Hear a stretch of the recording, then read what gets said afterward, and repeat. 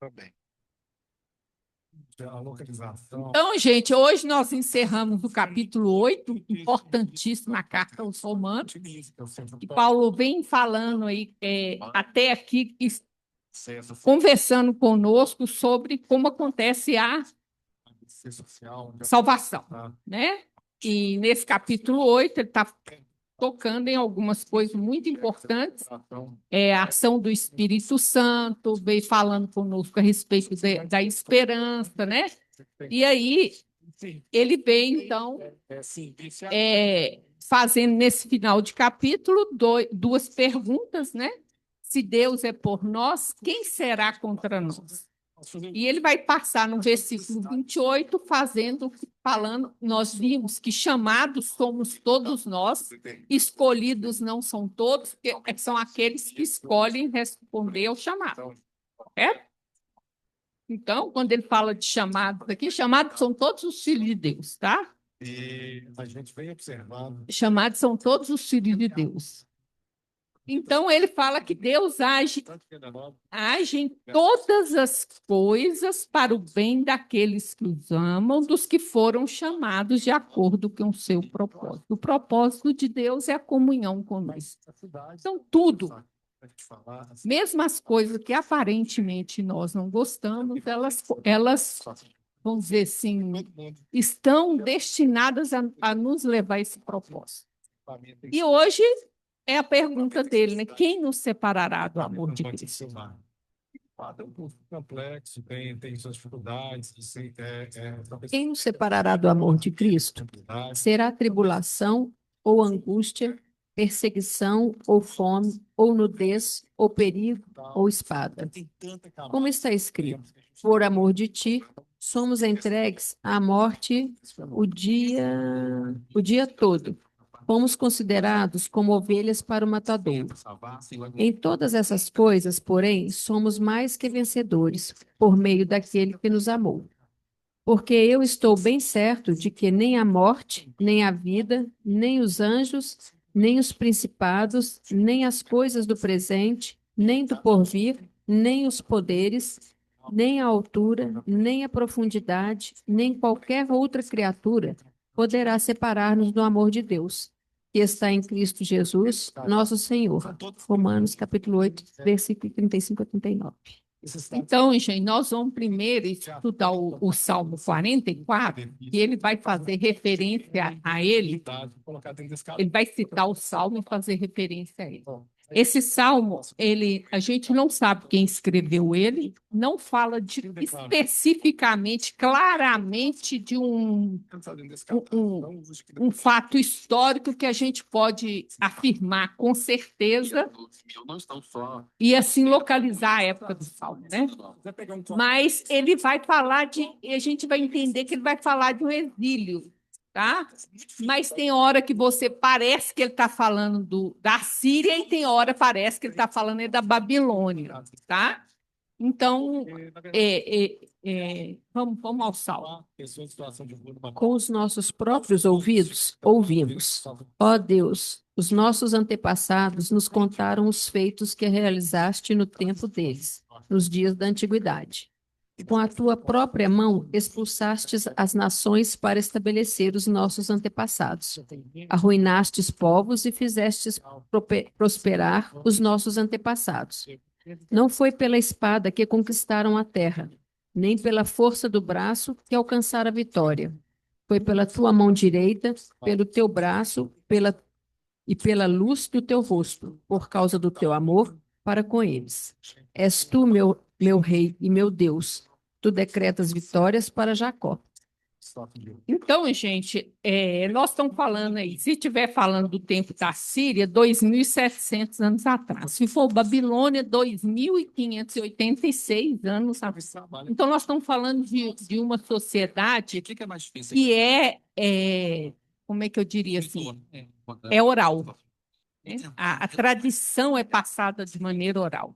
Por isso que ele fala que ele ouviu dos nossos antepassados feitos que realizaram, né? Ele está falando do Êxodo. Os feitos que Deus realizou sempre se refere a esses atos de Deus na libertação do povo do Egito, né? Quando ele vem falar da mão que expulsou as nações para estabelecer os antepassados, ele está se referindo à conquista de Canaã. Então, ele está falando as maravilhas que você fez aos nossos antepassados, né? Está louvando a Deus, né? E fizesse prosperar, tirou o povo de lá e colocou, né, eles lá na terra prometida. Mas eles têm uma espiritualidade que é muito profunda e que está correta, mas que a gente nem sempre tem essa percepção. Então, ele fala, ó, não foi pela espada que nossos antepassados conquistaram, nem pela força, foi pela tua mão, pelo teu braço, pela luz do teu rosto e por causa do teu amor. Então, eles têm a noção que quem dá a vitória não é a ação humana, porque foi a decisão divina. É assim, ó, eles vão entender que a derrota também, quem dá é Deus. Então, o ser humano faz a parte dele e tudo colabora para que a vontade de Deus seja cumprida. É essa espiritualidade que eles têm. Então, eles conseguiram entrar em Canaã e conquistar Canaã porque Deus havia decidido que assim seria. Tá? Então, eles não acham que assim, nós conquistamos. Eles não falam isso. Ele fala, Deus nos deu a vitória. Isso tem uma profundidade muito grande que a gente devia ficar na nossa vida, né? Porque nós agora é pela própria ideia de Paulo. Tudo colabora para o propósito divino. Então Deus usa as ações humanas para cumprir a vontade dele. Tá? E aí ele vai falar, tu decretas a vitória, tu és meu rei, tu és meu Deus. Tá? Alguém quer falar alguma coisa, gente? Voltamos já 4h41. Black Friday, variação da Ô, Vânia, Oi. é interessante que você está falando aí sobre Deus, que é uma coisa que me remeteu a nós agora no Espiritismo. Tudo que é feito por Deus, nós querendo ou não. Para o nosso bem, entendeu o que eu falei? Sim, mas veja bem, tem a ação humana, que ela pode ser má, e é contra a vontade de Deus, mas Deus permite. Sim, então, é o que nos ensina o Espiritismo. Exatamente, mas se Deus permite, é porque isso vai colaborar era para ser. Que o propósito seja cumprido. Isso, era para ser assim. Interessante, eu achei isso. É profundo isso. Ô, Ângela, eu não acho que era para ser, mas é que é usado para o benefício. Sim, para ser, porque Deus é Pai. Qualquer ação má nossa não é para ser. Não, não é isso que eu quis dizer. Não é isso que eu quis dizer. Eu quis dizer o seguinte, que fazendo certo ou fazendo errado, Deus tem um propósito para nós. E isso há 2000 e tantos anos atrás, em que Paulo escreveu isso, Paulo não, está em Salmos, né? Isso veio até hoje e caiu no Espiritismo. A gente aprende isso. Interessante. Que, assim, no final, atrás de qualquer ação humana, quem está no controle é Deus. É isso aí, Vânia. Contigo fomos uma fuga, os nossos Contigo fomos em fuga os nossos adversários. Pelo teu nome pisoteamos os que nos atacam. Não confio em meu arco, minha espada não me concede a vitória. Mas tu nos concedes a vitória sobre os nossos adversários e humilhas os que nos odeiam. Em Deus nos gloriamos o tempo todo e louvaremos o teu nome para sempre. Tá vendo? Eles nunca se gloriam, né? Nós somos os fortes, somos lá. Eles nunca fazem isso. Eles têm essa noção que a vitória foi dada por Deus. E a Deus agradecemos a vitória. Ah? Então, até aqui, ele está falando o quê? Bom, na fartura, a gente lembrou de Deus. Aqui você No momento de vitória, nós lembramos de Deus. O que será que pode afastar a gente disso? Nossa cultura costuma ser a bonança. Quando a gente está de barriguinha cheia, no meio da vitória, poucos lembram, né? Então, aqui no Salmo já mostra. Bom, nas vitórias, nas conquistas, eles lembraram de Deus. Mas vai virar o que basta, vai virar. É o Marcos Frota. E tem uma novidade para vocês. Tem o Teatro Marcos Frota no Pina Shopping. Um espetáculo que conquistou o Belvedere. Mas agora nos rejeitastes e nos humilhastes. Já não sais como os nossos exércitos. Diante dos nossos adversários, fizeste-nos bater em retirada, e os que nos odeiam nos saquearam. Tu nos entregastes para sermos devorados como ovelhas e nos dispersaste entre as nações. Vendeste o teu povo por uma ninharia, nada lucrando com tua venda.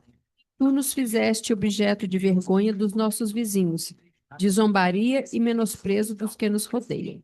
Então, gente, aqui dá a impressão que ele está falando da Síria, porque a Síria é que fez o quê? Dispersou o povo e nos dispersasse entre as nações. Também o Salmo pode estar fazendo uma coisa temporal, usando várias experiências. Pode.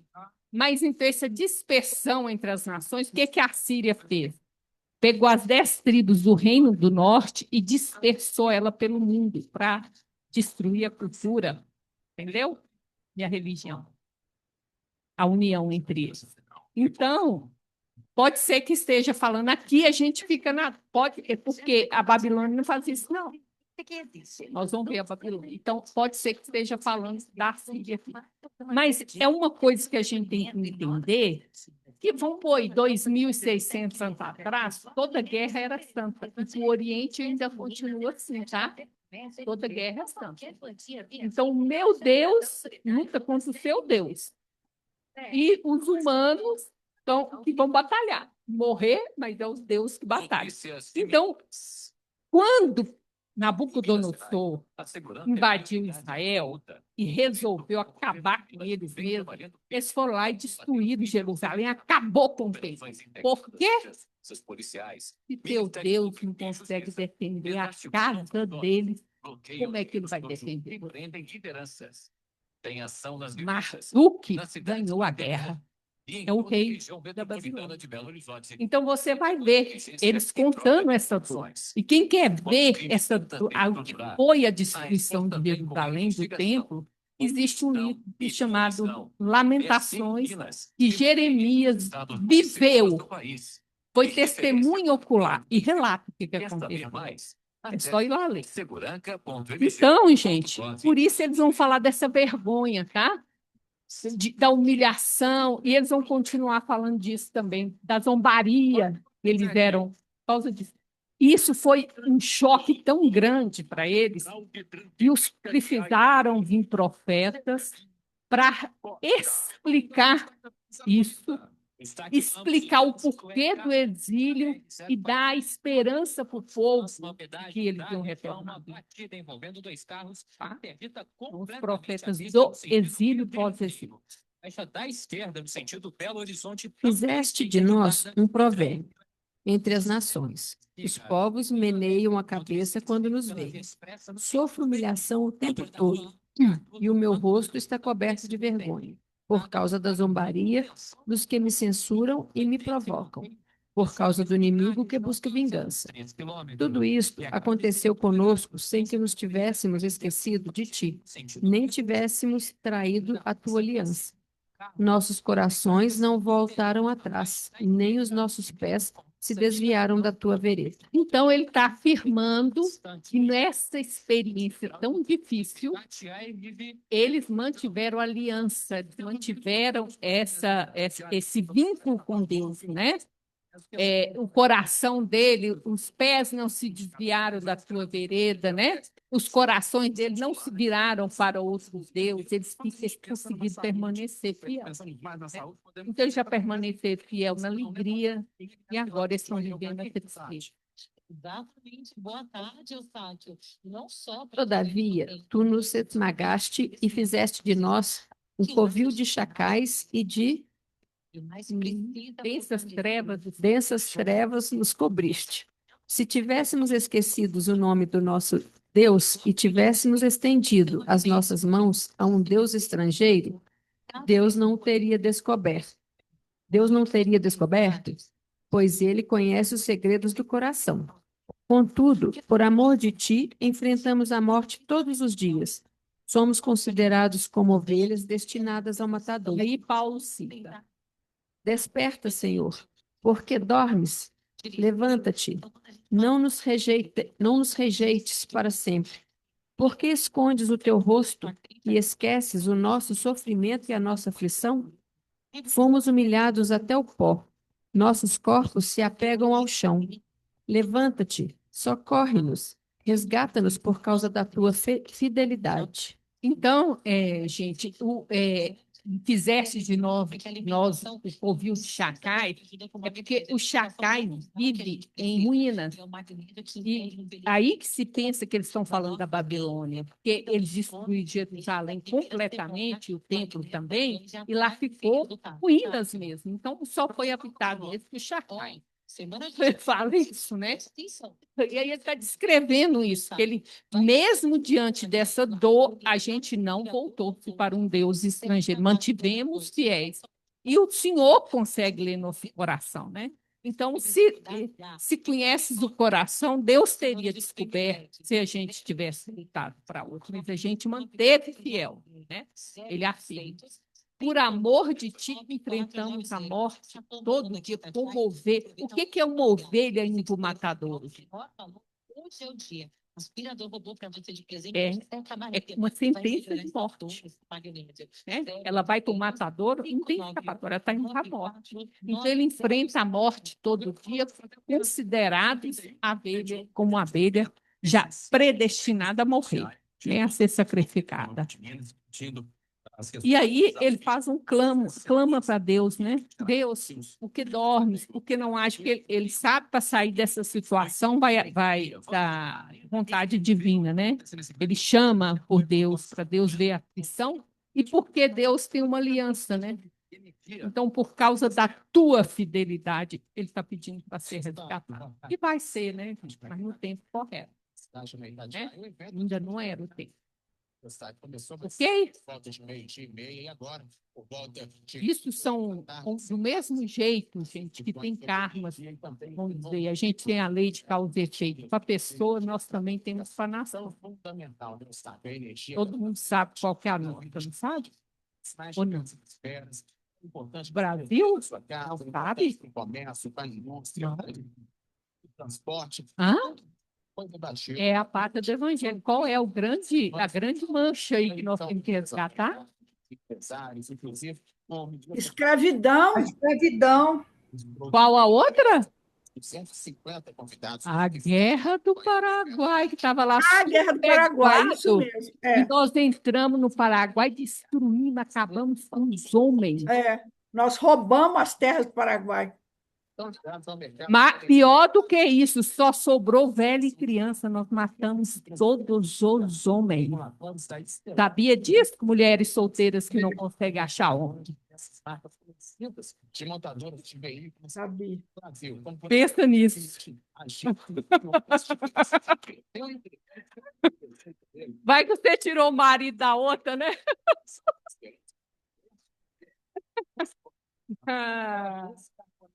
Será que tem acaso, Belo Horizonte? Vamos lá. Eu estava bem nessa situação, porque então quer dizer que eu não machuquei ninguém. Será, né? Será que foi só isso, né? Quem nos separará do amor de Cristo? Aí sobrou para você escravidão. Não sei se está melhor, não. Será tribulação, ou angústia, ou perseguição, ou fome, ou nudez, ou perigo, ou espada. Então, gente, vamos lá, né? A pergunta que ele faz, né? E o que é interessante é porque a pergunta fala quem, mas ele não cita pessoas, ele cita, né, circunstâncias, né? Mas aí eu fui pesquisar esse pronome aqui. O que que acontece? No grego, ele pode ser qualquer pronome interrogativo. E, na verdade, aqui ele está falando de circunstância, mas lá na frente ele vai falar de anjos, vai falar de potestades, né? Então, quem também. Então, aqui é que, lá é quem. É isso. Que, quem, tanto faz. Então, ele está citando, né, gente? Dor, angústia, perseguição, fome, nudez, perigo, espada, né? São dores que a gente viu no Salmo relatado, mas ele não está citando o Salmo aqui. Mas que a gente vê lá e que nós passamos na nossa vida, né? Que tipo de dor que seria capaz de me afastar de Deus? Que tipo de provação? Né? Qual é? Essa pergunta que ele está fazendo. E aí eu trouxe para nós aqui,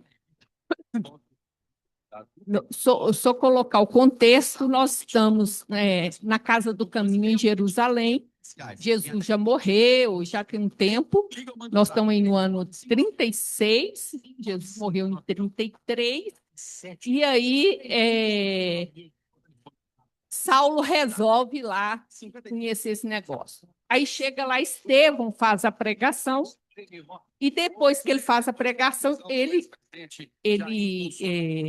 o Saulo faz uma interpelação para ele, ele responde e ele quer continuar o debate. E o Estevão se nega, fala com ele de forma até muito educada, que as dúvidas que ele tinha, ele esclareceu, mas que ele não iria continuar o debate. E aí nós vamos entender o que aconteceu aqui. Do livro Paulo e Estevão, segunda parte, capítulo 5. Sempre o Cristo, sempre o impostor, trovejou Saulo carrancudo. Minha autoridade é insultada pelo vosso fanatismo, neste recinto de miséria e de ignorância. Mistificadores, rejeitais as possibilidades de esclarecimento que vos ofereço. Galileus incultos, não quereis considerar o meu nobre cartel de desafio. Saberei vingar a lei de Moisés, da qual se tripudia. Então, gente, isso aqui é o que a gente chama constelar um conselho. Então, o inconsciente do Saulo tomou o ego dele e você vai ver que ele está completamente fora de si. A segunda coisa, Ângela, você me perguntou pelo pessoal fundamentalista. Eu falei que só sabia de um. Não sei nada sobre fundamentalismo, mas eu sei de Saulo. E aqui, olha que interessante. Primeiro, seja responsabilizado pela vigília que ele não é por causa de Moisés que ele perseguiu a igreja. justamente o dia da prisão. Então, gente, esse negócio que a gente persegue o outro por causa de uma ideia, tem muito de pessoal nisso. E o que Saulo fez aqui é o que a gente vê na internet aqui no Brasil hoje. As pessoas mais, vamos dizer assim, mais preparo, igual Estevão, mas discutem ideias. Isso que Estevão estava fazendo com Saulo virou pessoal. Olha que ele fala, você insultou minha autoridade. Virou pessoal, entendeu? Orgulho, né? Eu sei mais do que todo mundo. Está constelado, né? Então tem um conteúdo dele que está aí, tá grunhindo aí, né? O orgulho é um deles. Mas você vê que é pessoal. Ele não devolve combatendo ideias, argumentos, não. Virou isso que a gente sabe que ele está constelado. Ele está totalmente tomado pela emoção. É raiva, é orgulho ferido, é tudo isso aí, ó. E outra coisa, se a gente vê isso aqui, a gente nunca mais falava mal de ninguém. Porque quem é que é o fanático? Teve o primeiro pronunciamento. Saulo. Quando a gente fala do outro, é da gente que a gente está falando. Olha bem. Minha autoridade é insultada. Ele falou de ideias, em nenhum momento ele atingiu Saulo, falou dele. O vosso fanatismo, quem era fanático era Saulo. Olha só, nesse recinto de miséria e ignorância, vamos dizer, o que mais doeu em Saulo é que ele sabia que Estevão era pobre. E Saulo estudou desde pequenininho. Saulo está aqui com 36 anos, letrado. E o Estevão deu um banho de escritura nele. Por quê? Porque ele era mais que ele vivia a escritura. Então, quando a pessoa vive, ela entende melhor a escritura. E Saulo podia admitir. Tá? Então, quem era ignorante? Saulo. Porque o Estevão sabia muito, muito. Gente, Estevão sabia tanto escritura que ele, delirando, Pedro pega a caneta e lá começa a anotar o que ele fala no delírio. Ele falando das escrituras. Olha só. Mistificadores, né? Rejeitais. Ó. Ele queria esclarecer isso, né? Aí ele teve o convite, o desafio que ele queria continuar, que Estevão se negou. Saberei vingar a lei de Moisés. Não, ele não vai vingar a lei, gente, ele vai vingar o orgulho dele. Entendeu? Então, isso que eu acho praticamente impossível uma pessoa ser fundamentalista ou fanática e estar defendendo realmente o ideal. Você vai lá pesquisar o quanto de pessoal tem. E Saulo é um exemplo disso. Tá? Isso aqui só para a gente aproveitar e entender o que é um complexo, que toma o ego, toma a gente, e a gente fala. Esse homem está esbravejando, é a gente quando está, vamos dizer assim, constelado, tá? Em torno de 50 quilômetros por hora. Recusais a intimativa, mas não podereis fugir ao meu desforço. Aprendereis a amar a verdade e a honrar Jerusalém, renunciando ao Nazareno insolente, que pagou na cruz os criminosos desvarios. Recorrerei ao Sinédrio para vos julgar e punir. O Sinédrio tem autoridade para desfazer vossas condenáveis alucinações. Não vai ser só eu que vou vingar e vou te perseguir, eu vou usar a instituição para te fazer. Entre o governo e o Eita, não tem? Isso está diretamente Tão parecido com hoje. Olha a internet, vocês não fazem esse tipo de crítica aqui, gente, pelo amor de Deus, porque fica contra a casa, Manuel Político Santiago, não é contra mim. Porque está hospedado é lá. Assim, concluindo, parecia possesso de fúria. Mas nem assim logrou perturbar o pregador, que lhe respondeu de ânimo sereno.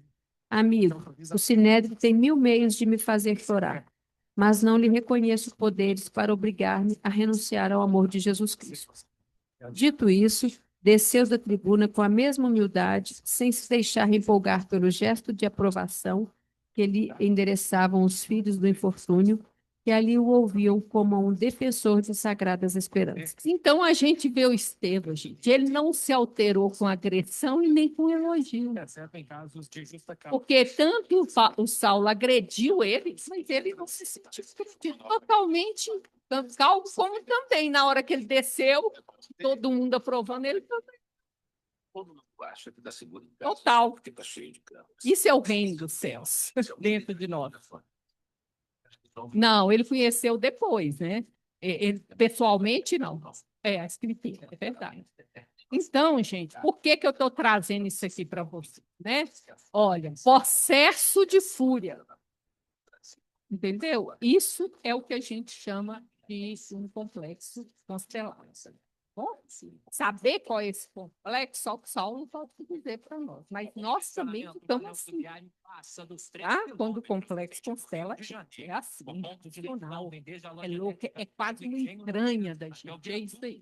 Mas eu trouxe essa passagem por causa disso, porque a gente vai ver muitas ideias do Estevão nas cartas de Paulo, viu, gente? Porque eles trabalharam, depois de morto, o Estevão trabalhou junto com Paulo, mas também porque ele ouviu diretamente do Estevão.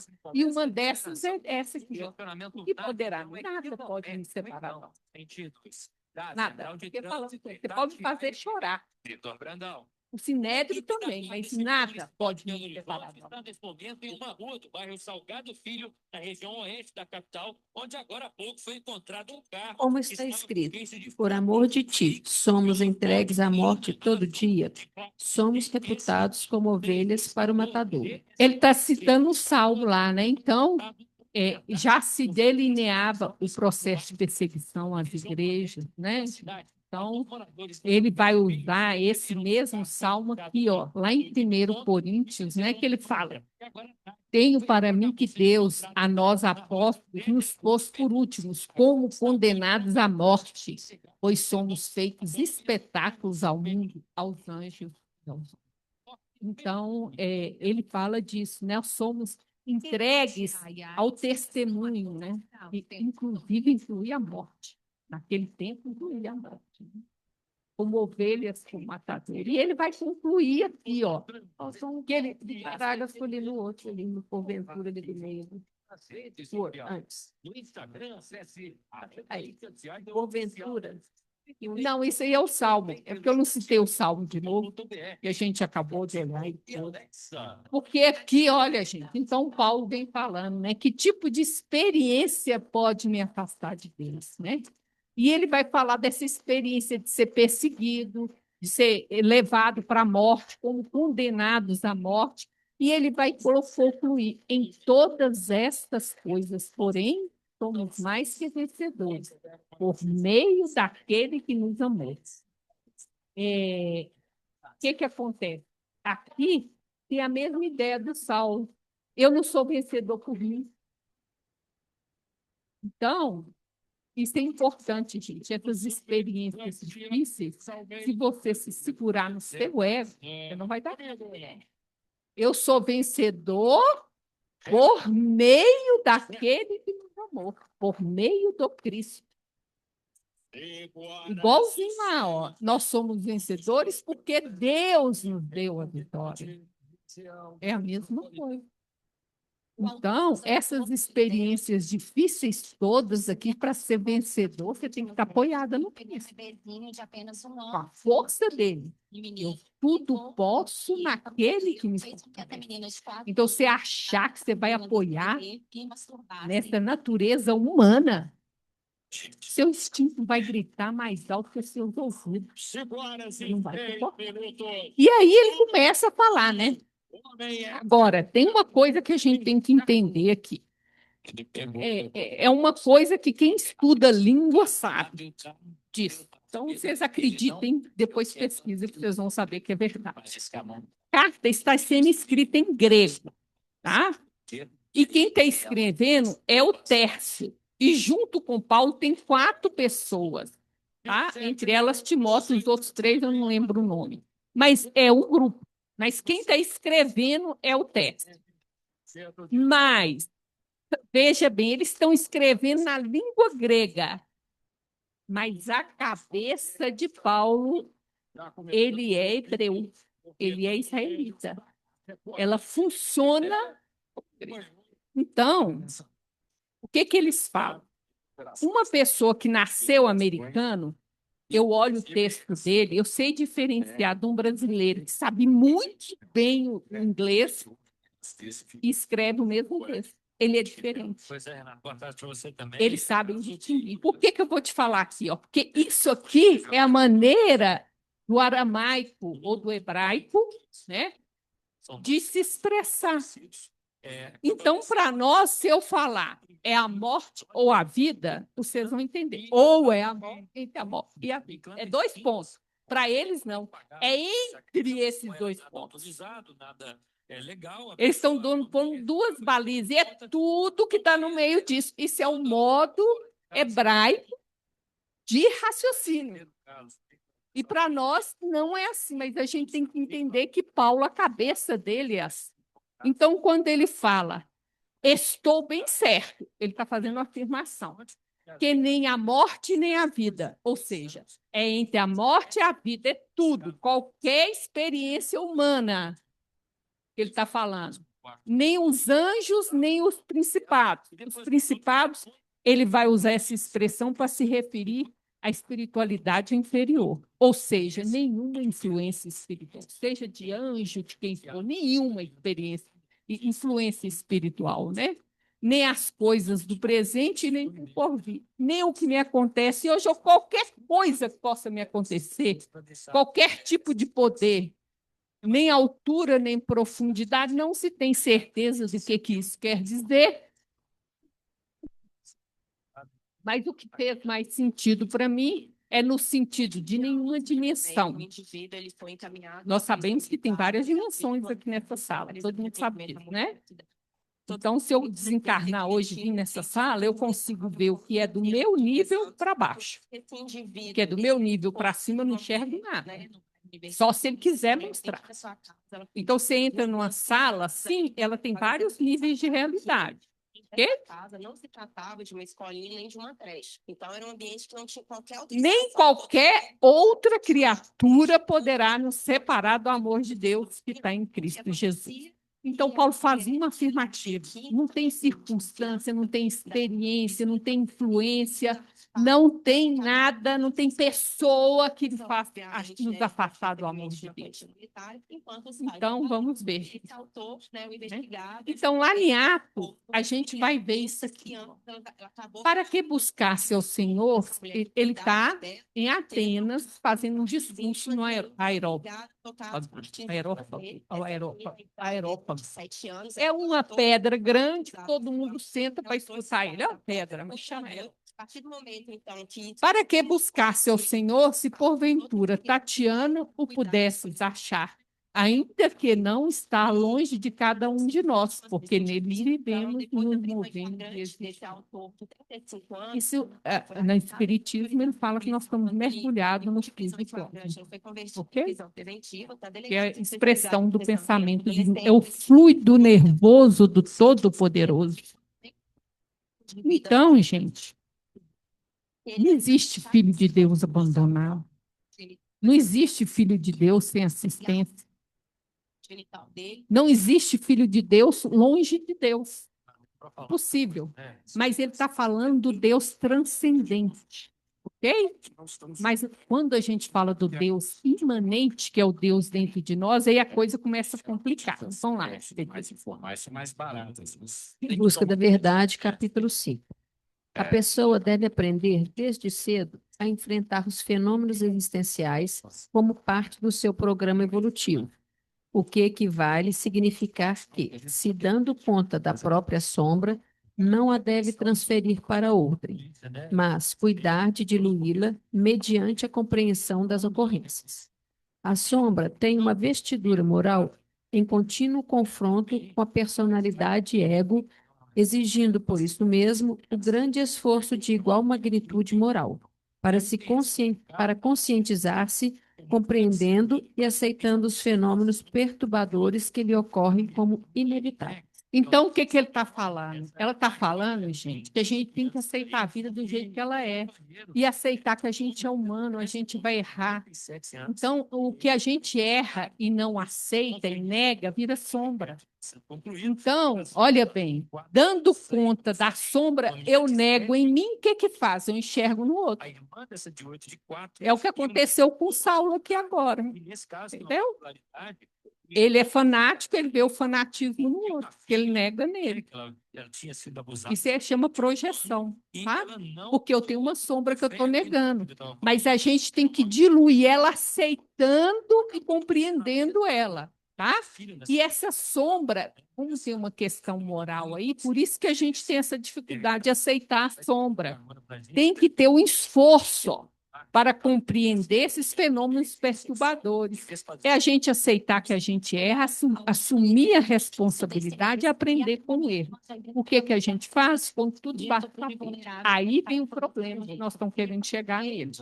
Ô, Vânia, absolutamente tudo que a gente, do osso que a gente vê, que é nosso. É pior do que isso. O Jung fala que toda a realidade que você percebe é projeção. Eu não consigo ver a realidade. Tudo é projeção. Porém, se eu raciocinar desse jeito, isso não vai me ajudar. Então, tudo aquilo que eu vejo e me incomoda é projeção. Aí, essa projeção, eu tenho como trabalhar ela. Tá? A maioria, no entanto, não a aceita como inerente, elemento constitutivo de todos os seres, portanto, presente em todas as vidas. Rejeitar ou ignorar a sombra é candidatar-se a conflitos contínuos que poderiam ser evitados caso se reconhecesse a ocorrência desse fenômeno próprio do ser humano. Desse modo, os desafios da sombra merecem observação carinhosa a fim de conseguir-se a sua integração no self, não mais separando o indivíduo do ser divino que ele carrega no íntimo. Olha só, nossa sombra nos separa do divino. Provoca conflitos dentro de nós. A Joana fala que é quase como uma carapaça tão denso que impede de eu perceber o divino em mim. A nossa sombra. Pode falar, tá? Mas assim, não bastasse o cara ser pedófilo, né? Não bastasse o cara ser... Fica repetindo o conflito, né? A dificuldade, não consegue transpor. Criança... Exatamente. Isso nós vamos ver um exemplo hoje, tá bom, gente? É isso mesmo que é repetir. E a gente não segue em frente, não segue, a gente não percebe isso, né? Então, o que eu estou trazendo? Paulo foi categórico. Nada pode nos afastar do amor de Deus. E Vânia trouxe que tua sombra te afasta do divino que habita em si. Então, quem está certo? Paulo? É óbvio que é Paulo que está certo. Porque eu me separo de Deus, mas Deus não separa de mim. Vamos ver. O livro do Divaldo Franco, Filho de Deus, capítulo 1. Deus em ti, Deus te necessita. Reside em teu mundo íntimo e não o conheces. Manifesta-se em tua vida de 1000 formas, todavia permaneces ignorando-o. Alenta-te como a esperança, irradiando o amor que te mantém em equilíbrio, na estrutura do teu corpo, da tua mente, da tua emoção. Sustenta-te através do ar e sua luz, a irradiar-se na força do sol, é o agente vitalizador das tuas energias. André Luiz vai falar a mesma coisa. Tá vendo como é que é bom tomar sol? Olha lá, ó. O sol traz energias divinas para ti. Mas eu não quero tomar, que envelhece, né? Mas 10 minutinhos não vai envelhecer você, não. Você pode pegar um bocado de energia. Quem é que mora no céu ou lá no sol? Isso. Mas a investigação está Pensa nisso. Então, que a polícia sempre fala... Energia deve ser boa que vem neles. Então, ele está falando aqui, ó. Então, olha bem. Ela vai explicar o que ela quer dizer com isso. Deus te necessita. Ela vai explicar, tá? Ela vai explicar essa frase. Ele reside em meu mundo, mas eu não o conheço. Mas ele continua agindo em meu favor. Então, nada me separa de Deus. Eu me separo dele, mas ele não separa de mim. Olha bem, quando eu sinto a esperança, é o amor dele agindo em mim. Na estrutura do meu corpo, na tua emoção. Sustenta o ar com a sua luz a irradiar na força do sol. É o agente que me vitaliza. Então, ele me mantém a vida, ele me vitaliza. É ele que faz surgir esses sentimentos mais, vamos dizer assim, refinados, a esperança, compaixão. Tanto é que vai lá na parábola do samaritano, ele foi movido por uma compaixão. A compaixão não era dele, não. Era o divino agindo nele. Entendeu? Por isso que Deus te necessita. Então, essa compaixão que surgiu nele veio do divino. E ele nem conhece o divino. Olha só. Não estou falando do homem samaritano, estou falando de nós. O homem samaritano tem que conhecer. A sua presença te envolve, exteriorizando-se de ti. Passe imprescindível que identifiques os meios de alcançá-lo conscientemente, alterando de forma significativa para melhor o teu comportamento intelecto-moral, a fim de mais profundamente aurires os benefícios dessa comunhão superior. Dele recebes a inspiração para o crescimento libertador, para a ação feliz e para uma existência harmoniosa. Dele recebem a toda a inspiração que te leva à libertação. A ação feliz ou boa, que de bom nós não temos nada, quando a gente faz algo de bom, é o divino manifestando através de nós. Olha só. E para uma existência harmoniosa. Então, embora eu não o reconheça, ele está comigo, age na minha vida. Olha só, ele faz que é imprescindível que eu tenho que reconhecer essa presença conscientemente, trabalhando no aspecto ético-moral. Ou seja, é a minha sombra. E quando a gente está fazendo alguma ação boa, então é ele, não somos nós. Não. Quando é ruim, é a gente. Não, é assim, ó, gente, nós temos um instinto. Tudo que eu sou capaz de fazer tem um meu interesse pessoal ali, eu não pode ver, mas está. Então Jesus fala assim, por que me chama de bom? Porque bom é só o Deus que está lá, meu pai que está lá no céu, não falou isso? O jovem rico lá? Então, se Jesus não é bom, por que você acha que é? É isso que ele está falando com o cara. Mas assim, Uai, eu não sou bom, bom só Deus. E ele perguntou, o que eu posso fazer de bom para entrar no céu? O que Jesus está respondendo para ele? Cara, abre o olho, eu não sou bom. Como é que tu pode ser bom? E se eu não sou bom, como é que eu posso fazer algo de bom? Aí, quando Jesus faz algo de bom, o que a multidão faz? Glória a Deus. E é isso que o Jonas está falando aqui. A gente tem que fazer esse movimento de conscientizar Deus em nós, esse movimento para dentro, para perceber essa luz em Deus, para que ele possa se manifestar através de mim. Então, quando eu faço uma ação boa, não é para você ver Vânia, é para você ver Deus em mim agindo. Se você vê Vânia, ela não é boa, é só assim. Você vê o divino agindo através de mim. Então a ação boa de um ser humano é Deus agindo. Sim, através dele. Sim, mas esse ser humano, é óbvio, tem que fazer isso aqui, ó. Um comportamento ético-moral para servir de canal para Deus. Quem carrega as flores, as mãos ficam perfumadas. Qual que é o maior presente que eu tenho de ser canal do amor divino? É eu viver esse amor dentro de mim. Então, eu ganho primeiro. É o que realmente transforma comunidades.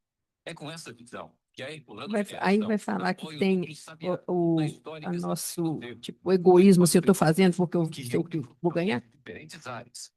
Não, meu amor, mas a comunhão de Deus é uma procura que todos nós estamos. Nós estamos nessa trajetória.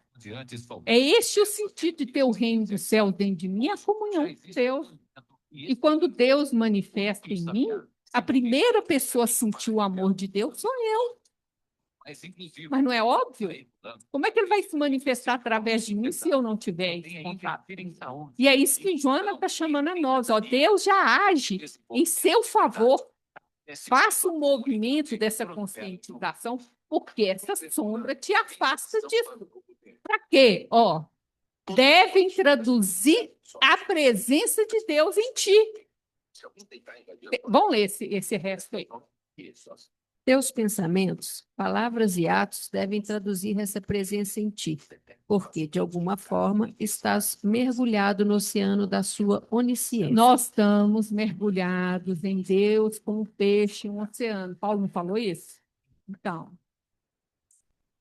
Cresces com Deus na conquista dos espaços ilimitados da vida imortal.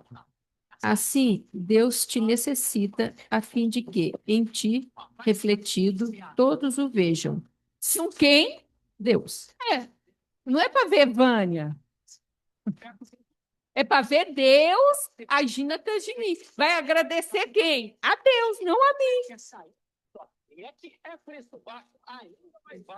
Assim, Deus te necessita a fim de que, em ti, refletido, todos o vejam, sintam e amem, esforçando-se cada um para que também o tenha desvelado em seu cosmo interno, experimentando a plenitude que um dia dominará todas as vidas. Então, eu vou experimentar a comunhão com Deus. Na medida que eu faço esse movimento de consciente, de me conhecer, trabalhar a minha sombra, diluir a minha sombra, eu estou encaminhando em direção a um Deus que já está agindo em mim.